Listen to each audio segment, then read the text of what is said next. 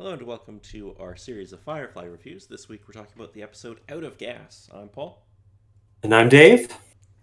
So this episode originally aired October 25th, 2002, attracting approximately 4.38 million viewers. Now, Dave, do you have any idea what the number one song in America was this week?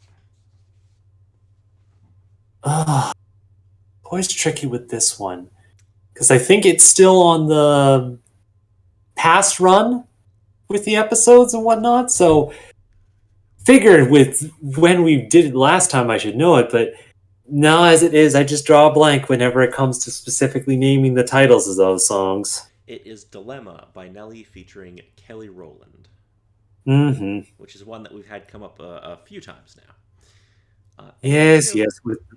Any idea what the number one movie in America would have been this week? For October around this time. Hmm. 2002. Hmm. Because again, with what was popular to me at the time and what was actually the number one thing is always so different. Mm, I'll give you a hint. It's an adaptation of a TV show that would have been coming to would have, I guess, technically just ended around this time. Well, like a couple like this year. ooh, with that. Again, despite my knowledge of TV, it wasn't any sort of expertise on what would be that sort of case, but a movie adaptation for a show. Damn, nothing's coming to mind, but I should know this. It is Jackass the movie. Oh my god. Oh my god.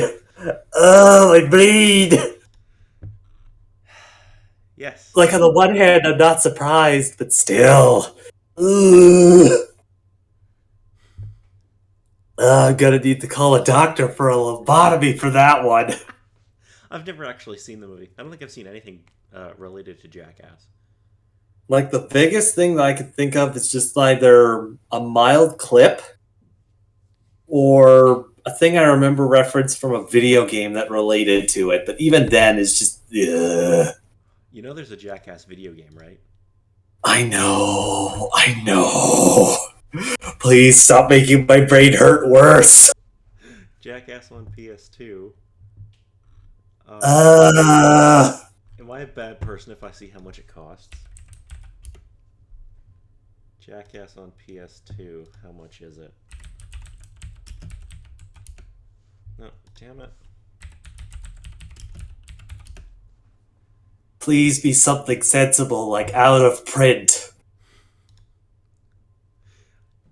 I mean, I'm just saying, Dave, I could order this and we could play it. Why is it that you wanted to torture me this day? Because Why of all days? it's only $13. That's $13 too much. I mean, fair. Fair. But anyway, supposing we were discussing about Firefly, hopefully. Yes, well, any idea who the WWF champion would be at the time? I don't think there was that much of a change from the last week, or from the last time we discussed about it, so I believe it was still Brock.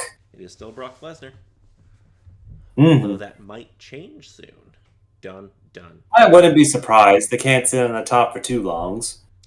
Alrighty, so in this episode, uh, while in deep space, the ship's compression coil blows out, disabling the engine and critically injuring Zoe. With his engine offline, the main life support system has no power, and the backup has disabled because of the explosion and ensuing fire. With only a few hours of oxygen left, Mal orders the crew to divide into two groups and head off in opposite directions in the shuttles, while he stays behind with the ship in case someone picks up their distress signal.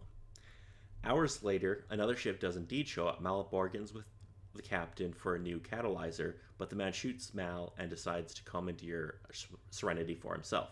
Mal turns the tables by grabbing a nearby gun when the hostiles' crew's backs are turned, successfully driving them off his ship. Bleeding from a stomach wound and on the verge of passing out, Mal manages to get a new catalyzer installed and restarts the engine. He then staggers up to the bridge but falls unconscious before he can recall the shuttles. He wakes up in the infirmary surrounded by the rest of his crew while Walsh gives him a blood transfusion. Uh, A conscious Zoe welcomes him back. She reveals that she ordered the crew to return to Serenity when she regained consciousness, thereby saving all their lives. Spread throughout the episode, a series of flashbacks show the assembly of the crew. The flashbacks are intercut with the two more recent timelines based on. Anyway, contrasting past events with certain areas of the ship with current ones. First, Mal convinces his fellow former soldier Zoe to join him on his new ship, Serenity. The next two to join the crew are Hoban Washburn, an accomplished pilot who bothers Zoe for some unexplained reason, which is quite funny, and a laid-back mechanic named Bester, who, well, doesn't last long. Yeah. On a layover for repairs, Bester brings a young woman back to the engine room for some sex. This woman, Kaylee, soon replaces him as engineer when she shows an instinctive rapport with the ship's engines. The next recruit is Inaria, who uses her high status as a companion to bargain for 25% discount on the rent for the shuttle. She also insists Mal never calls her a whore again, a promise that he will frequently break. And finally is Jane Cobb. He and others have Mal and Zoe at gunpoint, but Mal offers him a better deal, and Jane immediately switches sides. As Jane does. Well, of course, there was money involved. The episode closes in a final flashback showing Mal seeing Serenity for the first time while a salesman is trying to sell him a different ship. So what did you think of this episode, Dave? I like this one. Again, it had I believe the term for it is the bottle ship episode, sort of showing a bit of the story with one person in a single location, but also a flashback episode showing particular events that happened, switching the time from that, as well as previous events of how everyone sort of came to be, seeing events from there. It was definitely really interesting. Yeah, I wouldn't call it a bottle episode, because bottle episodes are normally like, they're done to save money, and this looked like it would have been, especially for the time, a pretty expensive episode with like the CGI and everything. And bottle episodes usually rely on you only using sets that you already have built and not kind of leaving your soundstage. Again, to say, okay. Whereas here they're out shooting in like different areas and stuff. So yeah, I wouldn't call it a bottle episode, but it does kind of have that feel in some ways too. I can understand that. Okay, so maybe a bit more to a flashback, since the case of with how it was explained, the story was fairly short, but it was intercut with all the particular flashbacks to extend it, but also just to tell the story. Yeah, so I think, what's that episode? There's an episode of Homicide: Life on the Street. Let me just pull this up here, because I can't remember the name of the episode, because it's brilliant, and it's like the perfect bottle episode. It's called Three Men and a Dina. It's basically the entire episode is two detectives interrogating somebody over a murder, and it like the entire episode basically just takes place in the interrogation room. Okay. And that's like a quintessential bottle episode, where there's like 3 sets in this entire episode, and most of it takes place in one, and it's done on the cheap. Okay. That's an episode we might have to watch at some point, because it's very, very good. I love it. We're not going to do all of Homicide: Life on the Street, though. A little bit too much on the docket as it already is. I love that show. It's incredible, but I know that you would not enjoy it.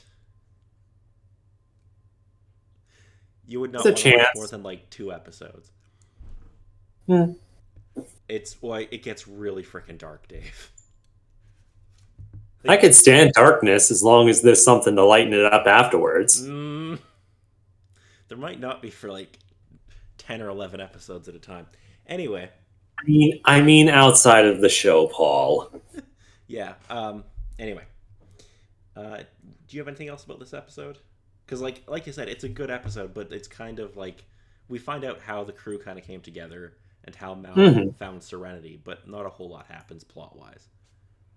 Yeah, and then aside from just the story of how everyone sort of reacts to all the particular events that happen with the ship shutting down, the situation as they find it out, one of the crew being injured, crew's reaction to it, Mal's handling with all the particular stuff that was going on with things from there. In his case, when he was by himself with dealing with the people that found him afterwards. Just seeing those sort of situations sort of enforces the sides that we've seen with him, as well as sort of putting a couple of different